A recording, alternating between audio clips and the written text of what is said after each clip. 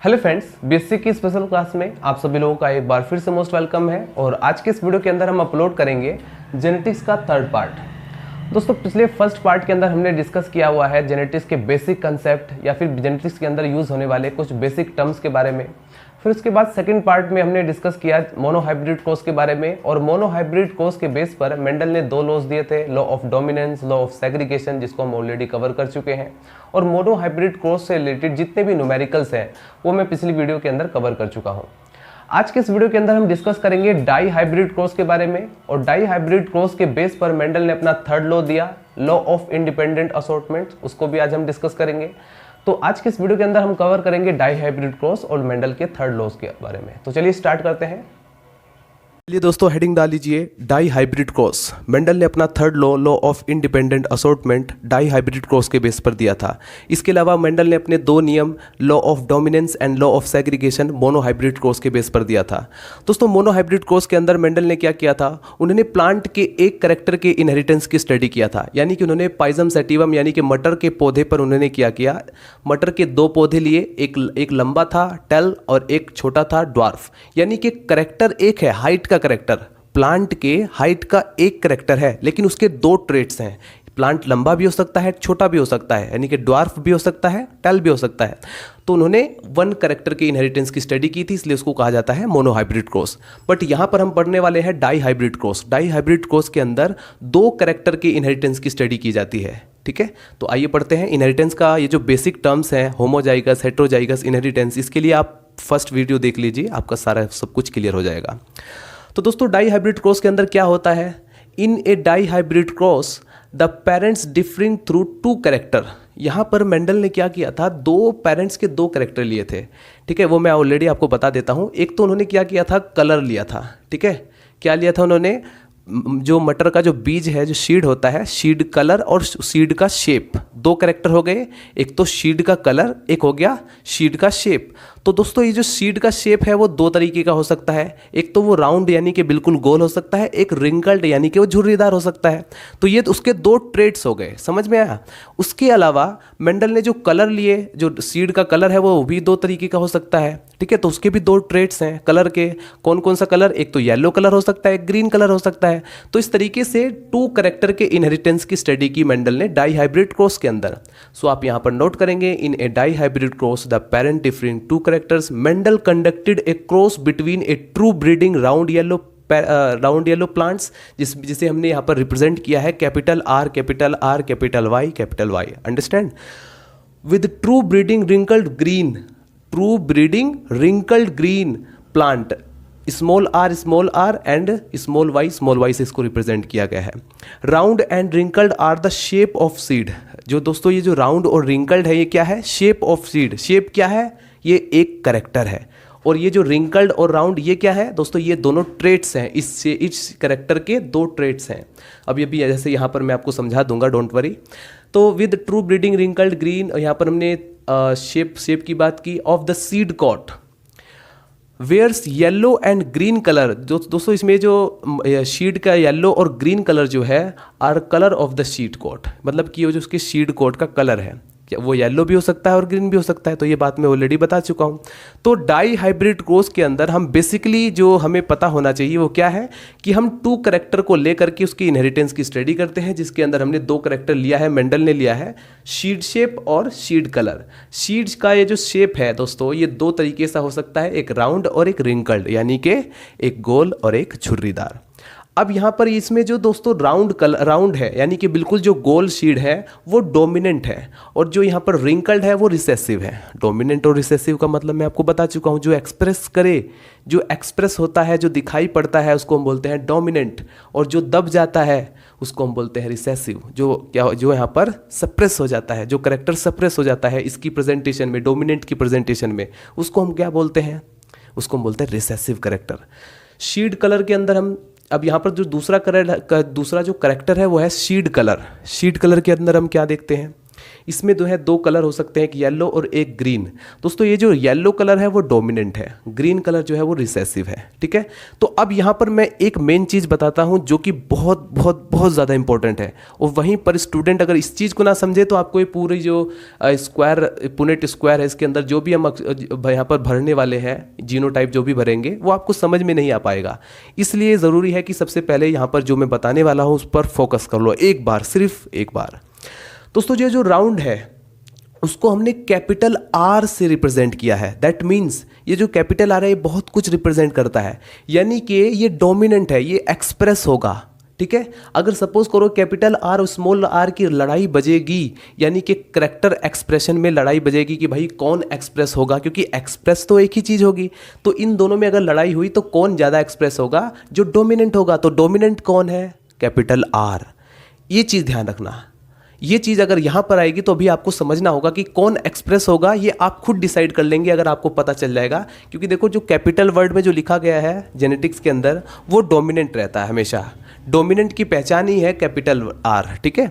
अब यहाँ पर ये जो देखो रिंकल जो है वो हमने स्मॉल आर से रिप्रेजेंट किया है, यानी कि रिंकल जो जहाँ आर आ गया, जो यानी कि जहाँ स्मॉल आर आ गया वहाँ पर आप समझ जाओगे तुरंत कि ये जो करेक्टर है वो रिसेसिव करेक्टर है, ठीक है, ये एक्सप्रेस नहीं होगा।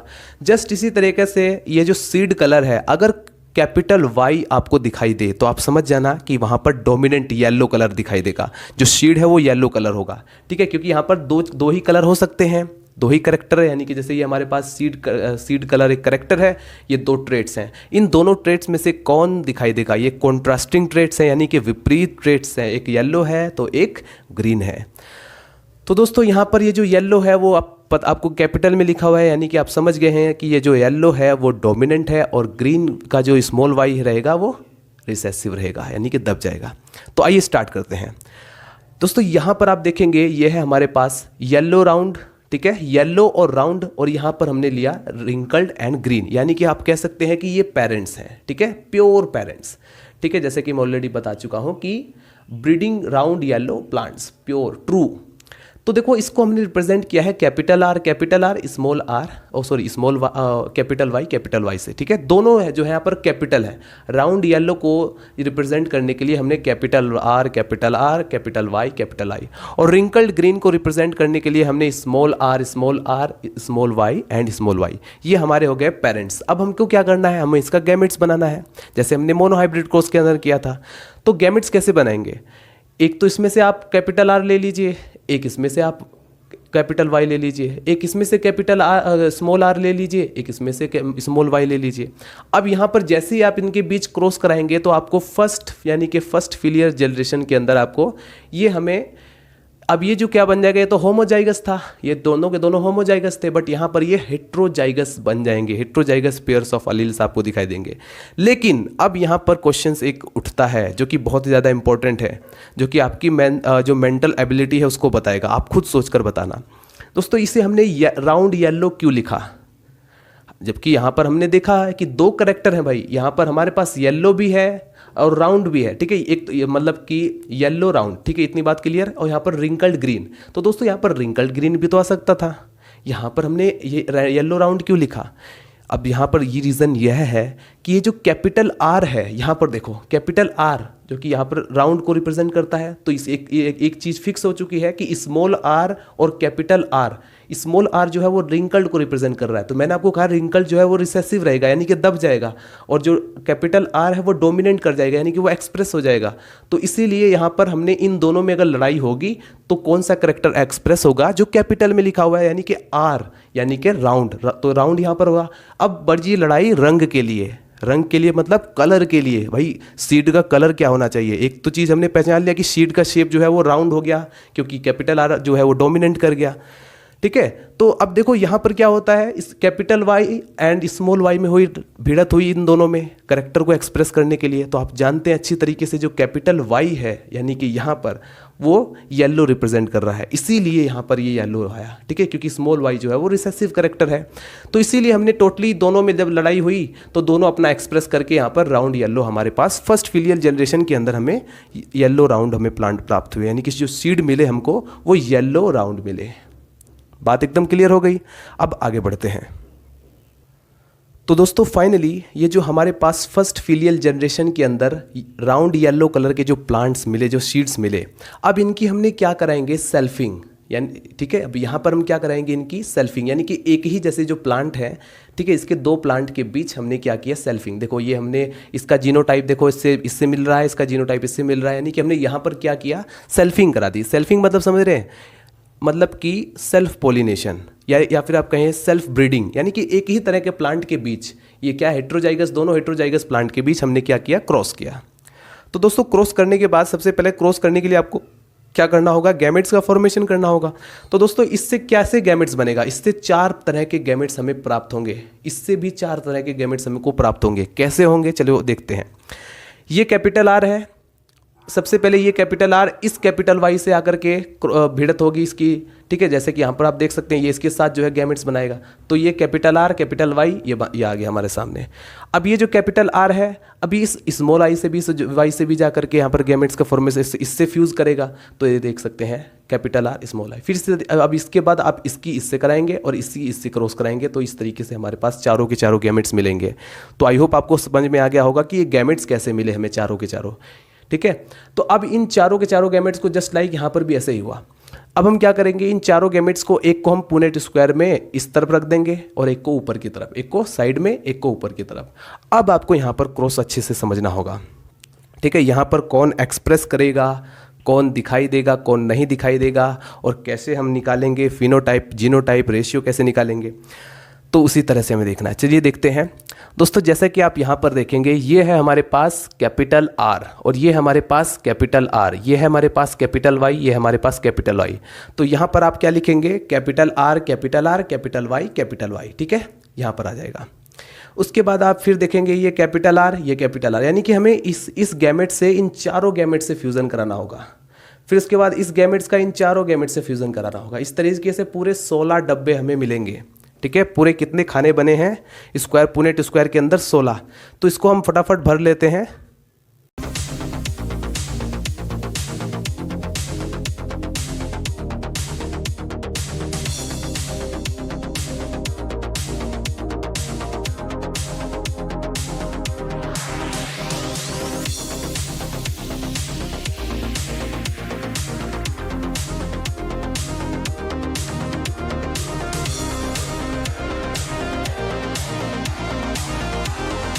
गाइस फाइनली पुनेट स्क्वायर के अंदर इस तरीके से जीनोटाइप भरने के बाद हमें ये F2 जनरेशन मिल जाती है।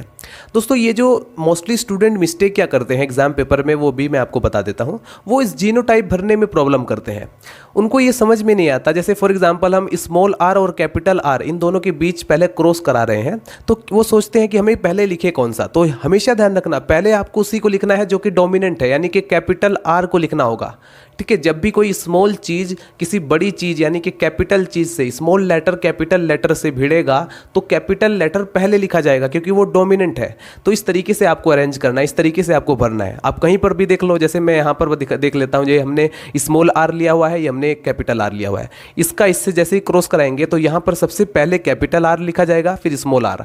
अब देखो ये हमारे पास कैपिटल वाई है, यहाँ पर भी कैपिटल वाई, तो यहाँ पर तो आप कैपिटल वाई कर दोगे। लेकिन अगर यहाँ पर कैपिटल वाई है और यहाँ पर स्मॉल वाई है तो आप किसको लिखोगे, पहले कैपिटल वाई को लिखोगे, फिर उसके बाद स्मॉल वाई को, ठीक है। तो इस तरीके से इसका जीनोटाइप हम भरते हैं।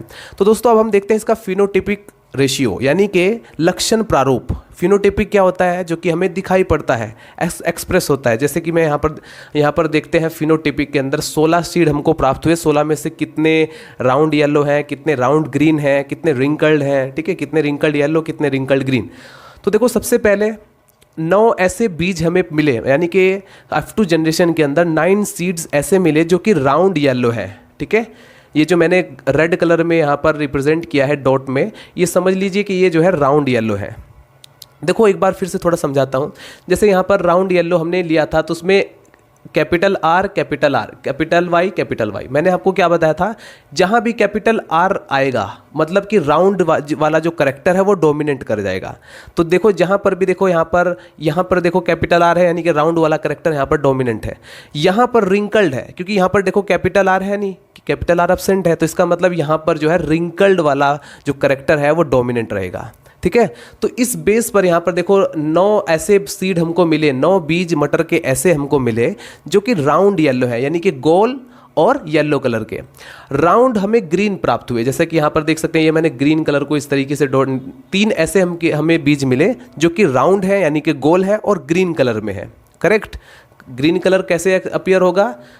स्मॉल वाई से, ठीक है। जैसे देख सकते हैं small y small y small y, sorry यहाँ पर small y small y small y small y. अगर कैपिटल वाई यहाँ पर आता तो ये तुरंत येलो कलर में हो जाता है, बट यहाँ पर देखो स्मॉल वाई है इसलिए हमने यहाँ पर लिखा हुआ है ग्रीन कलर में। तो 3 ऐसे बीज मिले जो कि ग्रीन कलर के थे, 3 ऐसे बीज मिले जो कि रिंकल्ड थे और येलो कलर में थे। रिंकल्ड किस चीज़ को रिप्रेजेंट करता है? स्मॉल आर को। तो ब्लैक कलर में देखो मैंने रिप्रेजेंट किया है स्मॉल आर यानी कि रिंकल्ड। वाई कलर यहाँ पर डोमिनेंट है इसलिए हमने येलो लगा दिया, तो wrinkled yellow wrinkled yellow wrinkled yellow. I hope आपको यहाँ पर समझ में आ रहा हो। एक बीज ऐसा मिला जो कि रिंकल्ड ग्रीन था, ठीक है, एक बीज। तो इस तरीके से F2 पीढ़ी के अंदर, यानी कि F2 जनरेशन के अंदर हमें क्या मिला? F2 जनरेशन के अंदर हमें किस तरह का फिनोटाइपिक रेशो मिला? 9:3:3:1। अंडरस्टैंड? अब एक चीज़ और नोट करने वाली बात है दोस्तों, आपको याद हो तो आपने स्टार्टिंग में राउंड येलो लिया और रिंकल्ड ग्रीन लिया, यानी कि आपने स्टार्टिंग में जो सीड लिया था, पेरेंट सीड लिया था, उसमें से गोल और येलो कलर का सीड लिया था, झुर्रीदार यानी कि रिंकल्ड ग्रीन कलर का सीड लिया था। तो दोस्तों यहाँ पर ये जो राउंड ग्रीन और राउंड रिंकल्ड येलो कैसे मिला? सोचने वाली बात है कि जब आपने ग्रीन कलर का जो बीज लिया था वो रिंकल्ड लिया था, तो आपको राउंड कलर का ग्रीन कैसे मिल गया? और दूसरा पॉइंट, जब आपने राउंड कलर का येलो मतलब कि येलो कलर का राउंड सीड लिया था तो रिंकल्ड येलो का सीड कैसे मिल गया? तो दोस्तों आप इनको क्या कहेंगे? जो हमें 16 में से 6 बीज जो मिले, जो 6 सीड्स मिले, वो रिकॉम्बिनेंट सीड है। रिकॉम्बिनेंट का मतलब, जैसे आपने पढ़ा होगा केमिस्ट्री में रीअरेंजमेंट रिएक्शन में, रीअरेंजमेंट का मतलब दोबारा से अरेंज, तो इसी तरीके से रिकॉम्बिनेंट का मतलब रिकम्बाइन, यानी कि दोबारा से कंबाइन करने वाले जो कंबाइनेड जो सीड्स हैं वो हैं ये, ठीक है। तो यहाँ पर 16 में से 6 सीड्स जो है वो रिकॉम्बिनेंट सीड हैं, ठीक है, फिनोटिपिक रेशियो देखने के बाद। इसी चीज़ को देखते हुए मेंडल ने ये लॉ ऑफ इंडिपेंडेंट असॉर्टमेंट दिया था। अब आप इसका जीनोटाइप निकाल कर देखो दोस्तों, जीनोटाइप निकालना मैंने मोनोहाइब्रिड क्रॉस के अंदर ऑलरेडी बताया हुआ है और यहाँ पर भी आप देख सकते हैं, ठीक है। यहाँ पर आप कैसे देखेंगे जीनोटाइप? ये जो आप देख रहे हैं 16 में से 9 जीनोटाइप ऐसे हैं जो कि डिफरेंट है, यानी कि हमें 9 डिफरेंट टाइप के कॉम्बिनेशन एलिलिक पेयर मिलते हैं जीन्स, यहाँ पर हमारे सामने जो जीनोटाइप है, ठीक है। 9 डिफरेंट कॉम्बिनेशन एलील पेयर हमको देखने को मिलते हैं, यानी कि 16 में से 9 ऐसे हैं, जैसे कि यहाँ पर देख सकते हैं 9 तरह के, ठीक है। कुछ तो ऐसे हैं जैसे 2 एक जैसे हो गए, 4 एक जैसे हो गए जीनोटाइप, मतलब इसमें से 4 ऐसे हैं, जैसे कि आप यहाँ पर देख सकते हैं ये जो मैंने जीनोटाइप लिखा हुआ है इसका मतलब भी आप तुरंत समझ जाएं कि इसमें से 4 ऐसे हैं, जैसे बीच में 4 का क्या मतलब है कि 4 जीनोटाइप इसमें से ऐसे हैं जो कि सेम तरह के हैं, 2 जीनोटाइप ऐसे हैं बिल्कुल जो सेम तरह के हैं। तो इस तरीके से है मामला, ठीक है। आप इसको किसी भी तरीके से जीनोटाइप को लिख सकते हैं, आप इसको याद कर सकते हैं, ये इसका जीनोटाइप है और ये इसका फिनोटाइप है। अब यहाँ पर मेंडल ने किस बेस पर लॉ ऑफ इंडिपेंडेंट असॉर्टमेंट दिया? ये नियम क्यों दिया, कैसे दिया, क्या सोचकर दिया, ये सोचना है हमें। जैसे कि आपने देखा, हमने स्टार्टिंग में मेन थॉट्स उनके माइंड में यही आया कि यार मैंने लिया था येलो कलर का, मतलब कि राउंड कलर, ठीक है, येलो कलर का राउंड शीट लिया था, लेकिन हमको क्या मिला? हमको मिला रिंकल्ड येलो भी मिला। तो इसका मतलब क्या है कि ये जो हमारे पास एलिलिक पेयर, ये जो हमारे पास जो गैमेट्स है, ठीक है, ये गैमेट जो है एक दूसरे पर डिपेंडेंट नहीं है, ठीक है। लॉ ऑफ सेग्रीगेशन तो आप ऑलरेडी पढ़ ही चुके हो। तो इस बेस पर ये नियम दिया, आप लिखोगे when 2 pure parents differing into pairs of contrasting character are crossed, ठीक है। जब 2 पेरेंट्स जो है डिफरेंट, उनके कॉन्ट्रास्टिंग कैरेक्टर है, जब वो आपस में क्रॉस करते हैं तो the inheritance of 1 pair of character is independent of another, यानी कि वो एक दूसरे पर डिपेंड नहीं करेंगे। जैसे एक एग्जांपल देकर समझाता हूँ, आप अच्छे से समझ जाएंगे। जैसे दोस्तों yellow is not dependent on round, यानी कि ये जो राउंड है, येलो कलर जो है सीड का, वो राउंड के ऊपर, राउंड शेप के ऊपर डिपेंड नहीं है। जैसे ही उसको मौका मिलेगा वो क्या करेगा? वो रिंकल्ड के साथ भी एक्सप्रेस होगा, ठीक है। यानी कि ये आपस में एक दूसरे के ऊपर डिपेंडेंट नहीं है।